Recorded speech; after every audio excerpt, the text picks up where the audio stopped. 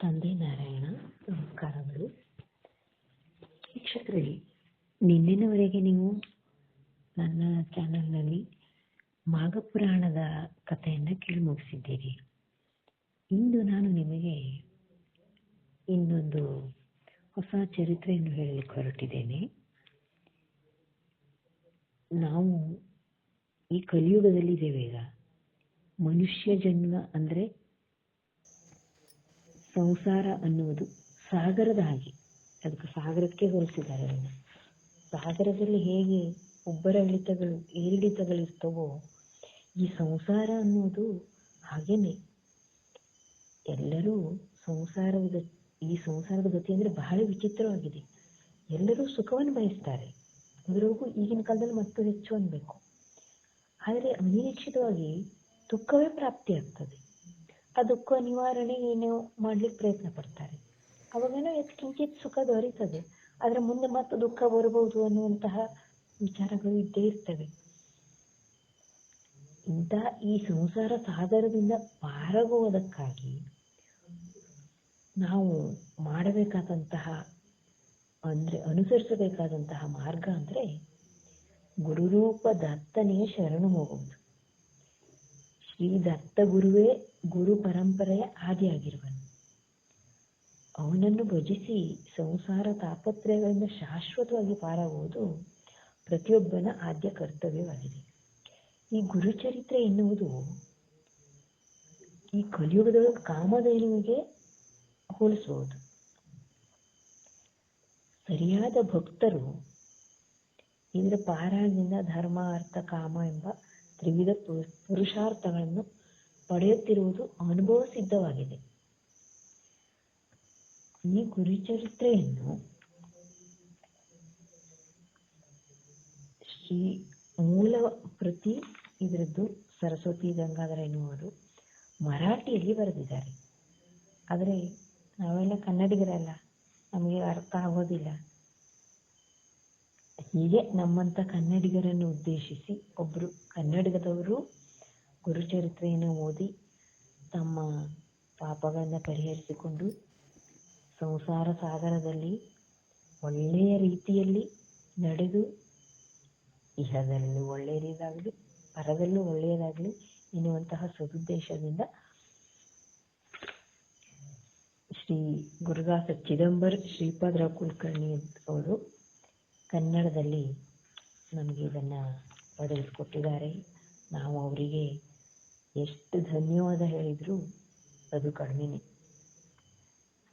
ಬೇರೆ ಬೇರೆ ಪ್ರಕಾಶನದಲ್ಲಿ ಬೇರೆ ಬೇರೆ ಗುರುಚರಿತ್ರೆ ಪುಸ್ತಕಗಳು ದೊರೀತವೆ. ನಾನು ತಗೊಂಡಿದ್ದು ಈ ಗುರು ಸೇವೆ ಅಂದರೆ ಯಾಕೆ ಮಾಡಬೇಕು, ಯಾರು ಮಾಡಬೇಕು ಅನ್ನೋದನ್ನು ನಾವು ತಿಳ್ಕೊಳ್ಬೇಕು ಅಂತ ನನ್ನ ಅನಿಸಿಕೆ. ಯಾಕೆಂದರೆ ನಮ್ಮ ಪ್ರತಿಯೊಂದು ಮನುಷ್ಯನ ಎಲ್ಲ ಕಾರ್ಯಗಳು ಒಂದು ವಿಶ್ವಶಕ್ತಿ ಅಂದರೆ ಯೂನಿವರ್ಸ್ ಎನ್ನುವುದು ನಮ್ಮನ್ನು ಕಂಟ್ರೋಲ್ ಮಾಡ್ತದೆ. ಹೀಗೆ ಕಂಟ್ರೋಲ್ ಮಾಡುವಾಗ ನಮಗೆ ಗುರು ಒಂದು ಚೆನ್ನಾಗಿದ್ದ ಅಂದರೆ ಅಸ್ಟ್ರಾಲಜಿ ಪ್ರಕಾರ ಹೇಳಬೇಕಂದ್ರೆ ನಮ್ಮ ಜಾತಕದಲ್ಲಿ ಗುರು ಚೆನ್ನಾಗಿದ್ದ ಅಂದರೆ ಯಾರದ್ದೇ ಜಾತಕದಲ್ಲಿ ಅವರು ಮಾಡೋ ಕೆಲಸಗಳೆಲ್ಲ ಅವರಿಗೆ ಒಳ್ಳೆಯದೇ ಆಗ್ತದೆ ಮತ್ತು ಅವರು ಕೆಟ್ಟ ಕೆಲಸಗಳಿಗೆ ಇಳಿಯೋದಿಲ್ಲ. ಅಂದರೆ ಕೆಟ್ಟ ಕೆಲಸಗಳನ್ನು ಮಾಡಲಿಕ್ಕೆ ಹೋದರೆ ಗುರು ತಪ್ಪಿಸಿ ಒಳ್ಳೆಯ ಕೆಲಸಗಳನ್ನು ಮಾಡಲಿಕ್ಕೆ ಪ್ರೇರೇಪಣೆ ಕೊಡ್ತಾನೆ. ಯಾವಾಗಲೂ ಜೀವನದಲ್ಲಿ ನಾವು ಎಷ್ಟು ದಿವಸ ಬದುಕಿದ್ದೀವಿ ಅನ್ನೋದಕ್ಕಿಂತ ಹೇಗೆ ಬದುಕಿದ್ದೀವಿ ಅನ್ನೋದು ಅತಿ ಮುಖ್ಯ. ನಾವು ಇದನ್ನು ಜಗತ್ತಿಗೆ ಗುರುವಾದ ಶಂಕರಾಚಾರ್ಯರನ್ನು ನೋಡಿ ತಿಳ್ಕೊಳ್ಬೋದು. ಅವರು ಬದುಕಿದ ಅವಧಿ ಕಡಿಮೆ, ಆದರೆ ಅವರು ಸಾಧಿಸಿದ್ದು ಮಹತ್ತರವಾದದ್ದು. ಹಾಗೆ ನಾವು ಗುರು ದತ್ತರ ಸ್ಮರಣೆಯನ್ನು ಮಾಡ್ತಾ ಇದ್ದರೆ ಆವಾಗ ನಮಗೆ ಕೆಟ್ಟದ್ದನ್ನು ಮಾಡುವಂತಹ ಮನಸ್ಸೂ ಬರುವುದಿಲ್ಲ. ಒಮ್ಮೆ ಬಂದರೂ ಆ ಗುರು ಅದನ್ನು ಮಾಡಲಿಕ್ಕೆ ಕೊಡೋದಿಲ್ಲ. ನಮಗೆ ಒಳ್ಳೆಯ ದಾರಿಯಲ್ಲಿ ಮುನ್ನುಗ್ಗುವಂತೆ ನಮ್ಮನ್ನು ಪ್ರೇರೇಪಿಸ್ತಾನೆ. ಆದರೆ ಈಗ ನಾವು ಎಲ್ಲರೂ 5 ಬೆರಳು ಒಂದೇ ಸಮ ಹೇಗಿರೋದಿಲ್ವೋ ಹಾಗೆ ಎಲ್ಲರೂ ಪುಣ್ಯ ಮಾಡಿದವರೇ ಹುಟ್ಟಿರೋದಿಲ್ಲ ಭೂಮಿ ಮೇಲೆ. ಎಷ್ಟೆಷ್ಟು ಪಾಪ ಮಾಡಿದವರು ಹುಟ್ಟಿರ್ತಾರೆ. ಒಬ್ಬೊಬ್ಬರದ ಯೋಗಾವಳಿಗಳು ಒಂದೊಂದು ನಮೂನೆ ಇರ್ತವೆ. ಹಾಗಾಗಿ ಎಲ್ಲರಿಗೂ ಒಳ್ಳೇದೇ ಆಗ್ತದೆ ಅಂತ ಹೇಳಲಿಕ್ಕೆ ಆಗೋದಿಲ್ಲ ನಾವು. ಆದರೆ ಎಲ್ಲರೂ ಒಳ್ಳೇದಾಗದೇ ಇದ್ರೂ ಕೂಡ ಎಲ್ಲರೂ ನಾವು ಒಳ್ಳೆಯ ವ್ಯಕ್ತಿಗಳಾಗಿ ಬಾಳಿ ಬದುಕಬೇಕು ಅಂತ ಚಿಂತನೆ ಮಾಡೋದು ಖಂಡಿತ ತಪ್ಪಲ್ಲ. ಅದನ್ನು ಅವಶ್ಯ ಮಾಡಬೇಕು. ಆದರೆ ಅವಶ್ಯ ಮಾಡಬೇಕು ಅಂದರೆ ನಮ್ಮಿಂದ ಏನು ಮಾಡ್ಲಿಕ್ಕೆ ಸಾಧ್ಯ ಇದೆ? ಎತ್ಕಿಂಚಿತ್ತು ಇಡೀ ದಿನ ಅದನ್ನೇ ಮಾಡ್ತಾ ಕೂತ್ಕೊಳ್ಬೇಕು ಅಂತಲ್ಲ. ಈಗಿನ ಕಾಲದಲ್ಲಿ ಅದು ಸಾಧ್ಯವೂ ಇಲ್ಲ. ಆದರೆ ನಾವು ದಿನಾಲೂ ಗುರುವಿನ ನಾಮಸ್ಮರಣೆ ಆಗಬೇಕು. ಹಂಗೆ ಮಾಡಿದ್ರಷ್ಟೇ ದಿನಾಲೂ ಬೆಳಿಗ್ಗೆ ನಾವು ಒಂದು ಸ್ವಲ್ಪ ಹೊತ್ತು ಗುರುವಿನ ಸ್ಮರಣೆ ಮಾಡಿದರೆ ನಮ್ಮ ಇಡೀ ದಿನದ ಕೆಲಸ ಸುಸೂತ್ರವಾಗಿ ನಡೆದರೆ ಅದರ ಮುಂದೆ ಇನ್ನೇನಿದೆ? ದಿನವೂ ನಾವು ಗುರುವಿನ ಪ್ರಾರ್ಥನೆ ಮಾಡಬೇಕು, ದಿನವೂ ನಮ್ಮ ಕೆಲಸ ಒಳ್ಳೆಯದಾಗ್ತದೆ ಅಂತಂದರೆ ಒಳ್ಳೆಯದಲ್ವಾ? ಇದಕ್ಕೆ ನಾವು ಏನು ಅವಲಂಬಿಸಬೇಕು ಅಂದರೆ ನಾವು ಹೇಳೋದೆ ಗುರುಚರಿತ್ರೆ ಅಂತ ಹೇಳ್ತೇನೆ ನಾನು. ಯಾಕೆಂದರೆ ಕೆಲವೊಬ್ಬರ ಜಾತಕದಲ್ಲಿ ಗುರು ಬಾಧಕ ಸ್ಥಾನದಲ್ಲಿರ್ತಾನೆ. ಬಾಧಕ ಸ್ಥಾನದಲ್ಲಿದ್ದರೆ ಆವಾಗ ಅವರಿಗೆ ಗುರುವಿನಿಂದ ಬಲ ಸಿಗೋದಿಲ್ಲ. ಬಾಧಕ ಸ್ಥಾನದಲ್ಲಿ ಇದ್ದಾಗ ಗುರುವಿನಿಂದ ಬಲ ಸಿಗೋದಿಲ್ಲ ಅಂದರೆ ನಾವು ಗುರುವಿನಿಂದ ಬಲ ತಗೊಳ್ಬೇಕು ಅಂದರೆ ಏನು ಮಾಡಬೇಕು ಅನ್ನೋದನ್ನು ನಾವು ತಿಳ್ಕೊಳ್ಳುವಂಥದ್ದು. ಗುರುಬಲ, ಗುರುವಿನ ಬಲ ಅಂದರೆ ಗುರುಬಲ ಇತ್ತಲ್ಲ, ಅದನ್ನು ನಾವು ತಗೊಳ್ಬೇಕು, ಸಂಪಾದನೆ ಮಾಡಬೇಕು. ಅಂದರೆ ನಾವು ಹೇಗೆ ಯಾವುದೇ ಒಂದು ವಿದ್ಯೆ ಮತ್ತೆ ನಮಗೆ ಬರಲಿಲ್ಲ ಅಂದರೆ ಮತ್ತೆ ಓದ್ತೇವೆ ನಾವು ವಿದ್ಯಾರ್ಥಿಗಳಾಗಿದ್ದಾಗ. ಹಾಗೆ ನಾವು ಗುರುವಿನ ಸ್ಮರಣೆಯನ್ನು ಆಗಾಗ ಮಾಡ್ತಾ ಇರಬೇಕು. ಹಾಗೆ ಮಾಡ್ತಾ ಇದ್ದರೆ ಗುರು ಒಂದು ದಿನ ನಮಗೆ ಖಂಡಿತ ಕೈ ಹಿಡಿದೇ ಹಿಡಿತಾನೆ. ನಮ್ಮ ಕೈಯನ್ನು ಹಿಡಿದು ಅವನೇ ಮುನ್ನಡೆಸ್ತಾನೆ ನಮ್ಮನ್ನು. ಹಾಗೆ ಮುನ್ನಡೆಸಲಿಕ್ಕೆ ಮಾರ್ಗವೇ ನಮಗೆ ಗುರು ಸ್ಮರಣೆ ಮಾಡೋದು. ಗುರು ಸ್ಮರಣೆಯನ್ನು ಮಾಡಲಿಕ್ಕೆ ನಾವು ಈ ಗುರು ಚರಿತ್ರೆಯನ್ನು ಓದೋದು ತುಂಬ ಸುಲಭದ ಉಪಾಯ, ಶ್ರೇಷ್ಠ ಉಪಾಯನೂ ಕೂಡ. ಇಂತಹ ಈ ಶ್ರೇಷ್ಠ ಕೃತಿಯನ್ನು ಇವರು ನಮಗೆಲ್ಲ ಕೊಟ್ಟಿದ್ದು 3 ಕಾಂಡಗಳಲ್ಲಿ ವಿಭಾಗ ಮಾಡಿಕೊಟ್ಟಿದ್ದಾರೆ. ಜ್ಞಾನಕಾಂಡ, ಕರ್ಮಕಾಂಡ, ಭಕ್ತಿಕಾಂಡ ಅಂತ. ಇದರಲ್ಲಿ ಮೊದಲನೇ ದಿನ ಅಂದರೆ ಇದರಲ್ಲಿ 2-3 ನಮೂನೆ ಇದೆ.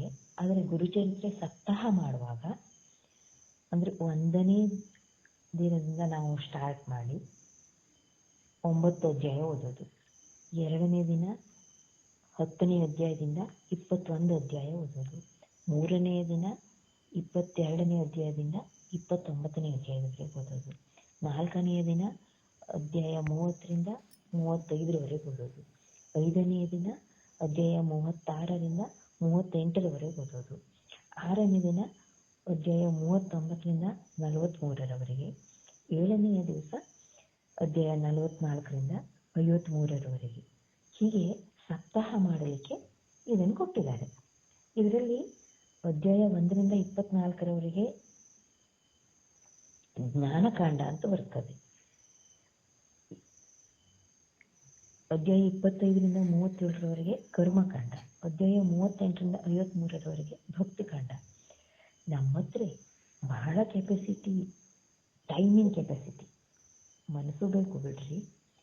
ಮನಸ್ಸು ಬೇಕಾದರೂ ಇದ್ರೂ ಕೂಡ ಅಷ್ಟೊಂದು ಟೈಮ್ ಇರೋದಿಲ್ಲ. ಯಾಕೆಂದರೆ ಇದು ಈ ಗುರುಚರಿತ್ರೆ ಮುಗಿಸ್ಲಿಕ್ಕೆ ಆಗೋದಿಲ್ಲ, ಅದು ಬೇರೆ ಮಾತು. ಆದರೂ ಕೂಡ ನಾವು ಹೇಳೋದಿದ್ರೆ ಇದು ಬಹಳ ದಪ್ಪನ ಪುಸ್ತಕ. ಪೇಜ್ ಹೇಳೋದಿದ್ರೆ ನಮಗೆ 800 ಪೇಜ್ಗಟ್ಟಲೆ ಇದೆ. ಇಷ್ಟೆಲ್ಲ ಇರುವಾಗ ನಾವು ಇದನ್ನು 3 ದಿವಸದಲ್ಲಿ ಓದಿ ಮುಗಿಸ್ತೀವಿ ಅಂದರೆ ನಾವು ಮಾಡಲಿಕ್ಕೆ ಸಾಧ್ಯನೇ ಇಲ್ಲ ಅಂತಲ್ಲ, ಮಾಡಿದವ್ರು ಸಾಕಷ್ಟು ಮಂದಿ ಇದ್ದಾರೆ.